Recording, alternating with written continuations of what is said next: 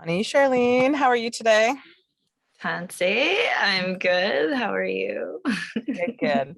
So, Charlene, introduce yourself, and where you're from, whatever you want to share. Okay, so hello, Tansy Buju Nindinwe Magnadak to everybody who's watching. Charlene Indigenous Anishinaabe, Cree, Shigo, Welsh, Shigo, Soda Now, Winnipeg, Nindinji. Um, I'm from Winnipeg, and my grandmother's side of the family is from York Factory. Well, previously York Landing. No, York Factory, now called York Landing, but the nation is York Factory. And on my dad's side is Duck Bay and Camperville. And my grandpa, which is my mom's dad, is his family is from Wales. And I have a little bit of Scottish from my grandmother's grandfather. And so I directed and wrote and edited, shot in one take, but I put some credits in there of chocolate. And Yeah, one take. Sorry. yeah. I did such a bad intro. I'm so sorry. That's But okay. yes, let's talk about that. Like, what was the influence, or what was what got you to that moment of wanting to do one take? And you also shot it on Super 8. Super 8. Yeah. Nice. Yeah. So the film was actually made through the One Take Super 8 event through the Windex Film Festival here in Winnipeg. And what they do is it's kind of like a lottery. You put your name in, and if you get picked, you pay like $100. I think it was $100 or maybe $50, but through the Winnipeg Film Group, they have spots reserved for BIPOC. So I was able to get one of those. And they give you a roll of film and a camera, a Super 8 for a couple days, and you film it all in one take. And you create the sound. And then they have a screening and they play everything together for the first time. And everybody's watching their films together for the first time. And you find out if it worked or not, and if the sound works with it or not. So it was that was the inspiration behind it. And through that, I created this story about kind of, these feelings and these fractured moments that I felt like I was happening in my own life in regards to, the Indigenous experience in like a colonized space. And this film is like kind of me like releasing those feelings. So, Excellent.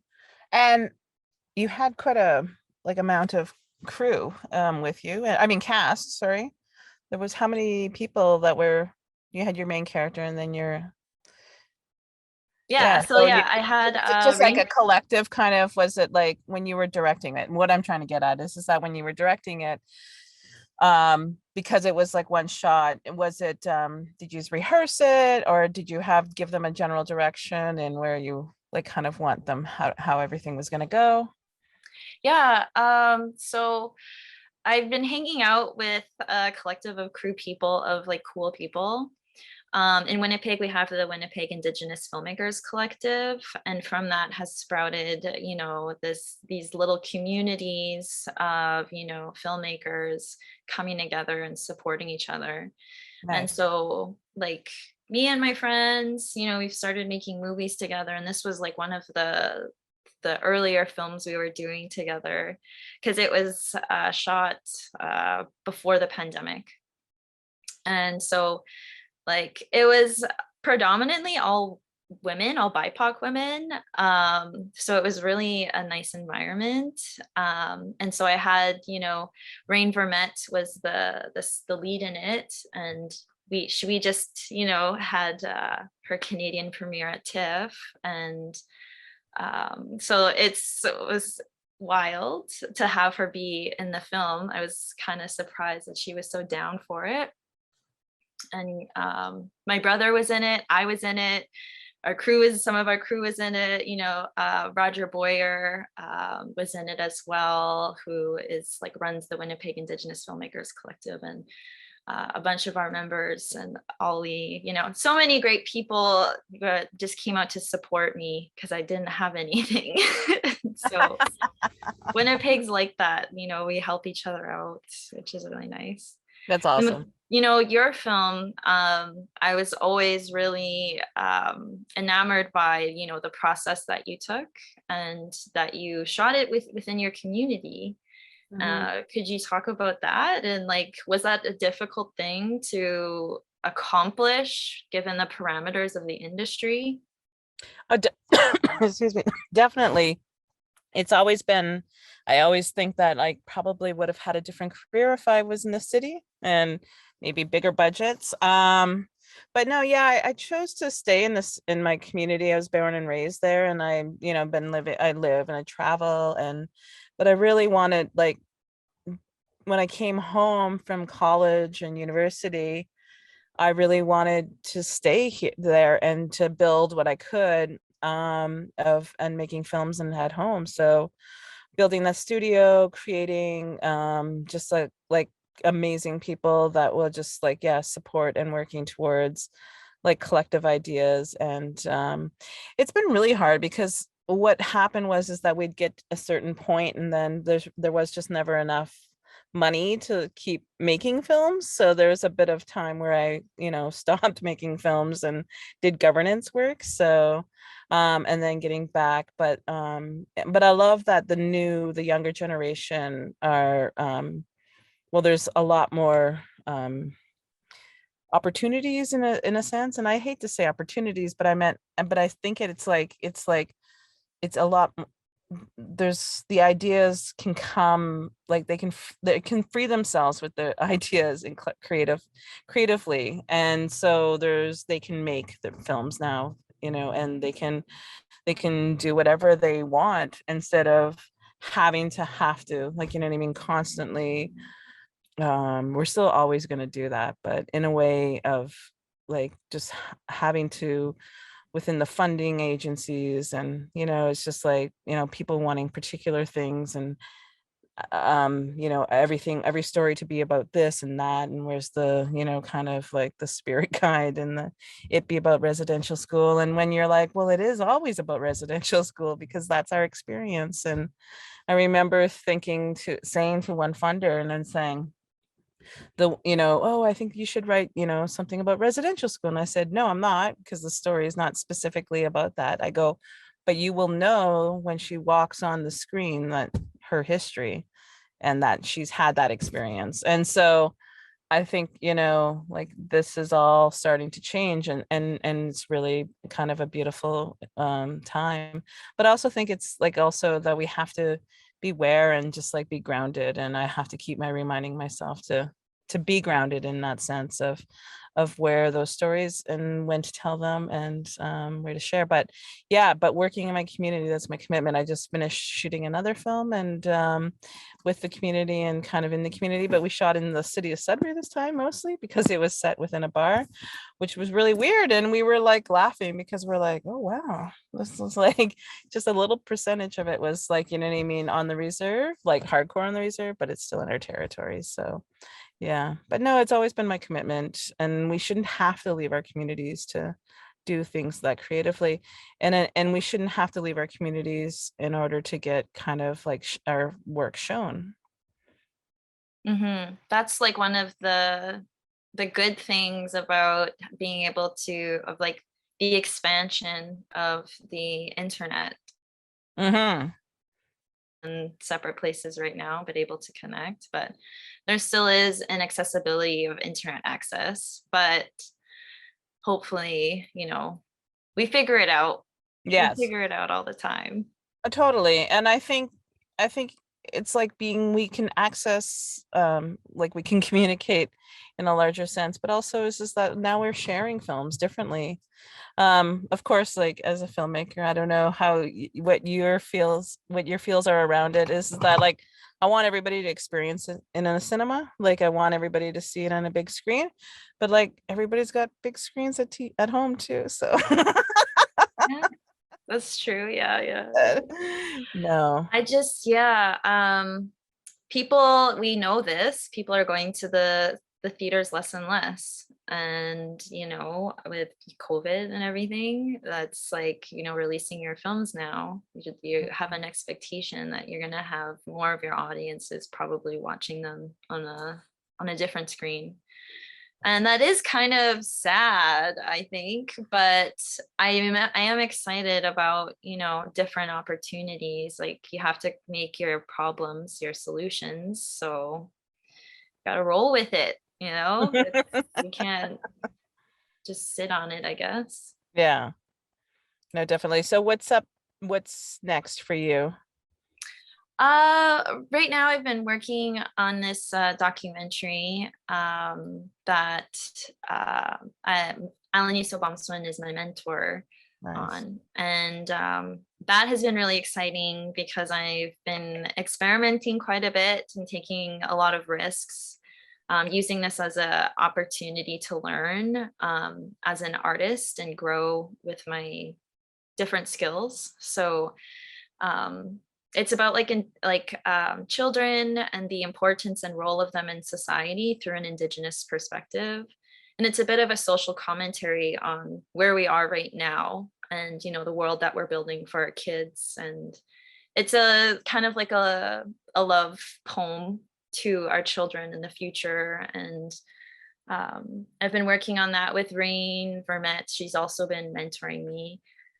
Christiane Church has been shooting it with me, as well as Amanda Kinzerski. And so again, I'm being surrounded by, these powerful women that 100% influence what I create. I don't feel like I would be anywhere without these important, powerful creatures that have been gracious enough to give me some of their time and energy. And so Nice. yeah, I've been working on that and hope we've been working with each other, and I know you've been making your movie. You're Yeah. doing some editing. How's that going? Yeah. It's going good. Yeah. Yeah. No, I always think when you're talking about, when you were saying like that power of, you know what I mean, all of that support, and it's the power of the aunties in a way. They're like, like, no matter you don't have to be blood. It's like this idea that we're taking care of each other in that way. Yeah, so that's beautiful. Yeah, no, yeah, we're editing. Yeah, been in the city for a bit, so that's a bit, gotta get ungrounded sometimes, but it's good. It's a really kind of interesting process because it's different for me. We're using some VFX and green screen. So, but the context are some things that I've been, wanting to talk about more and explore, and around um, just love and connection. And we actually, I wrote this before the pandemic, and then we were like trying to produce a film about touch during the pandemic. Yeah, how did that go? Yeah. Yeah, so it was funny, but it was good. It's good. Like, yeah, and Almaya Tail Feathers and Braden Clark are starring in it, and it's just really, they were just so really amazing to work with, and to yeah, to see these ideas and stories come on. And editing is always that process where it's like, okay, so you feel it's like or even because as a writer, and then you direct, and then you're in the editing room, it's like that you can, if you feel like you can still nurture that script a little bit more, you know what I mean, of where you might have fallen short, and then explore in ways that the actors has taken the story, or ideas that you thought were really quite, you're like, oh, that's brilliant, and then you're like, yeah, so it really is kind of humbling in a way of seeing all your direction, and then being able to but bring the story into a different way. Do you like editing? Um, I do and I don't. Like, I love editing and I also hate editing. I kind of Mhm. have this relationship because part of it is for me, I guess I've been doing a lot of documentaries, and so when I'm looking at all this footage, you know, it's this big puzzle, you know, and it's fitting those pieces together. And sometimes it can be scary and daunting to feel like I'm building this picture and then what is it going to be? I don't know. Maybe it'll be bad. So I get a little Yeah. anxious about it. But I'm learning to listen to my intuition and Mhm. to not be too nervous about, you know, what it'll be, but more of what is the process. But one thing I was really wondering about, because you have had worked with some pretty huge people. And it's, I think, you know, largely because of, you know, the way that you work, that you're probably able to get within these, you know, cool spaces. But what was it like to work with Tantu? Like, how did that relationship begin, and how was it directing this person? Was there any intimidation? Personally, I'm just projecting because I feel like I would be intimidated. But Totally. Yeah. No, like, you know, she's, you have some scenes in the film that, you know, like what was that like? How did yeah. that go? Yeah, it was so intense. She's so fierce and so powerful. And I remember that when I first directed her in Every Emotion Costs, she came on to, I remember I was at my grandmother's camp and she comes in and then she's like looks at me and she's like, okay, direct me. And I was like, and I just like lost it because I was like, oh my God. And for like a good 12 seconds, I like just sat. I was like, and then I was like, and then she's like still looking at me. And then probably like a minute went by and I was like, okay. And but no, because what happens is that she has such this beautiful force that comes on and she's so present within that scene. So yeah, so I learned how to direct immediately. And but it's just being able to follow. Yeah, so when I thought about Falls Around Her, Tantu was always the one I wanted. Wasn't quite sure if she would say yes.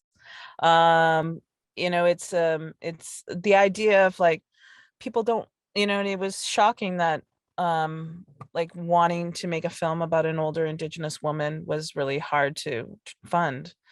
Everybody's like, oh well, she should be 30 and she should do this. I'm like, no, the whole film is about an older woman returning home and connecting, you know what I mean, back to her community and at that certain age. And then as we were making it, like as I was putting it together, I realized that she hadn't had a starring role. Like, you know what I mean? There was, well, I think it was called Loyalties.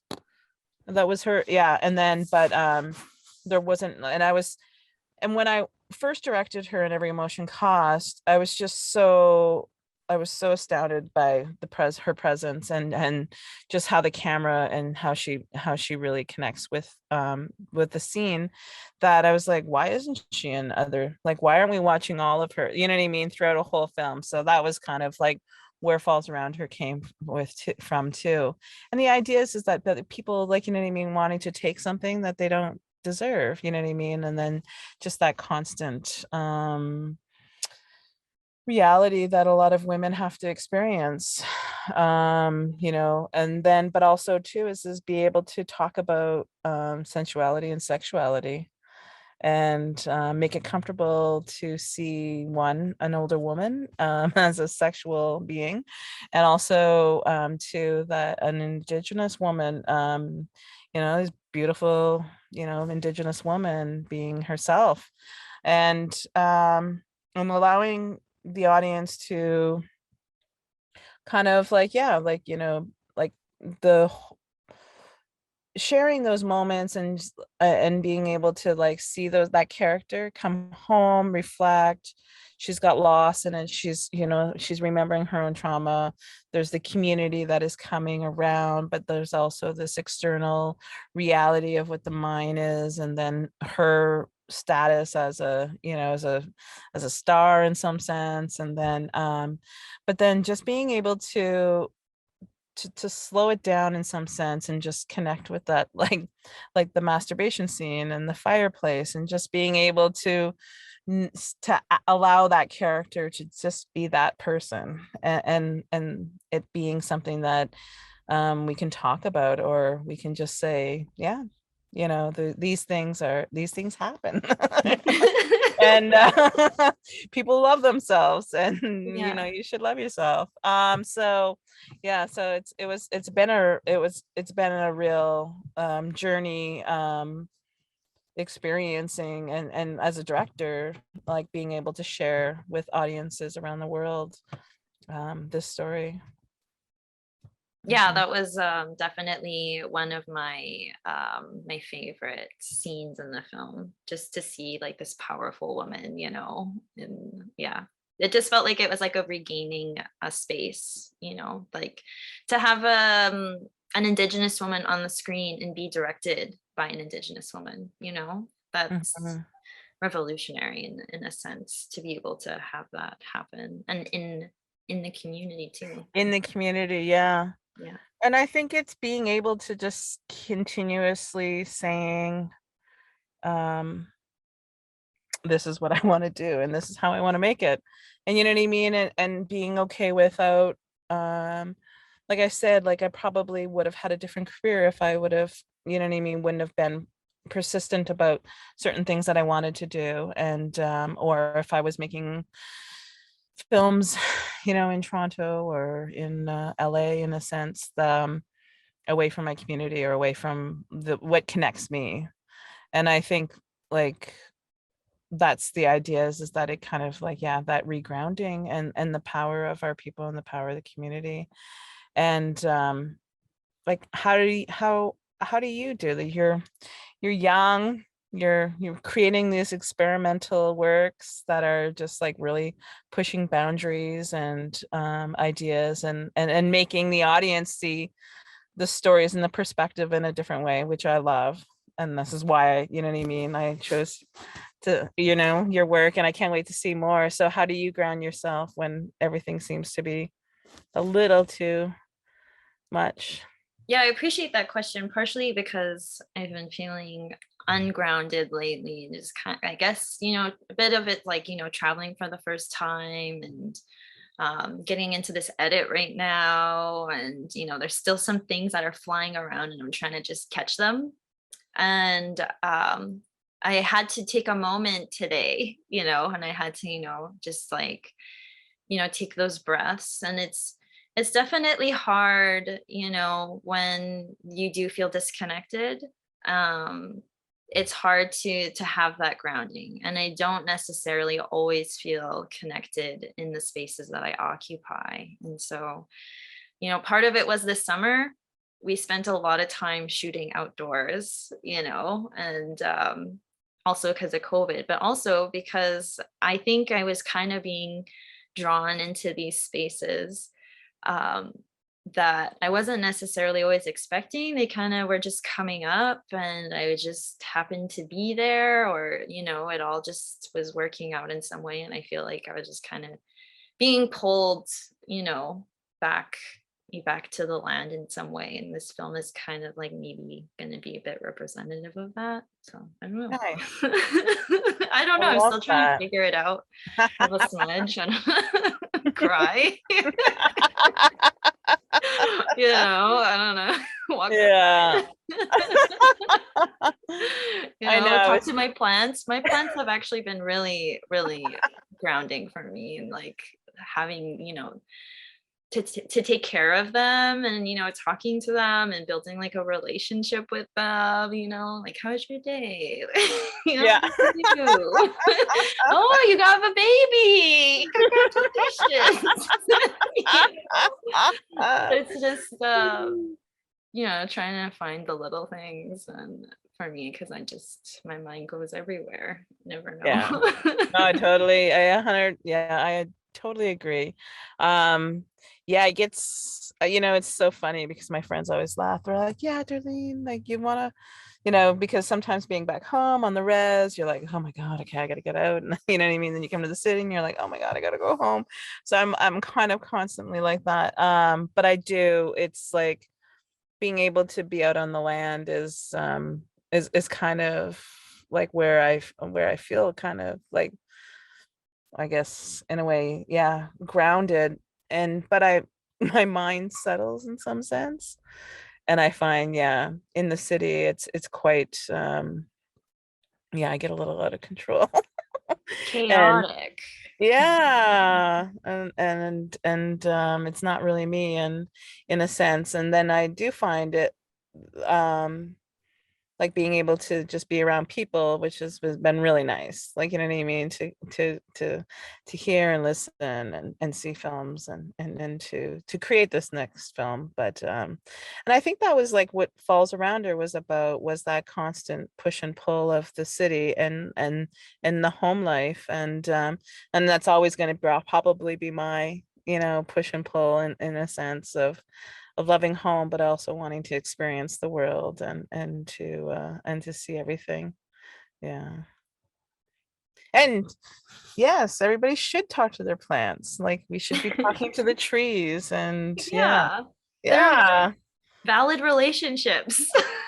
talking to, I always say, like, and especially for my video work and for this doc I'm actually working on too, is that you have to go out on the land and like just experience it and talk to it before, just as you would, like Alanis has talked about, or that we've learned, you know what I mean, in the way of like, you can't just like run into somewhere and do an interview, right? You have to be there and you have to talk to them and relate to them and connect to them. And but I also think that of the land, like, you have to go and watch and listen to the water and see how everything reacts and then come back. It's almost like you're asking permission to come. Can I record you today, and it will Mhm. react in the way it wants to, and you'll Mhm. get those moments. It's so funny. And like the more that I think about it, the more that it's true.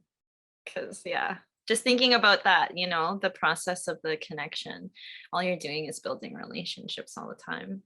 And that Yeah. you see that. And that's what, why, like, one of the reasons why I love your film is because it feels genuine, like that there's a truthfulness that's being told because it comes from a place of truth. And you can tell, like, I don't know, it feels very intimate. And it feels like that connection between you and Tantu, you and the space and the people, that's how it's made. It wouldn't have happened otherwise. That's the Hmm. only way that it could happen. And that's Yeah. kind of, the magic of I guess telling a story. It's Yeah. like the connections that come out of it.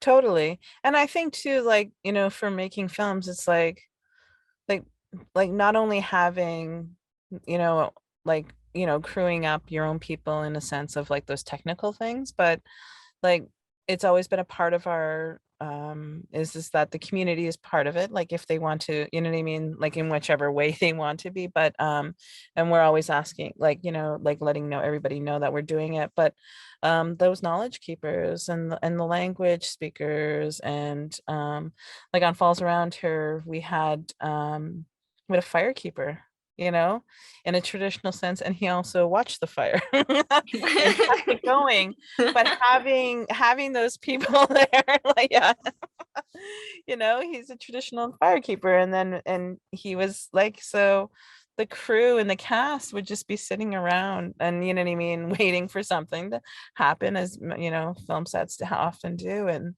but we could just all be there and just chat and talk. So trying to take that kind of like, because it become really like the film world and the film set can be really hard and unbearable in a sense, and mean. And so we the idea is to try to make, if you're trying to tell these stories from the truth, then I think it comes in the crewing and the way that we make it also. It's Yeah. definitely the process. I Hmm. think the process is Yeah. such a big part of it. Yeah. Yeah.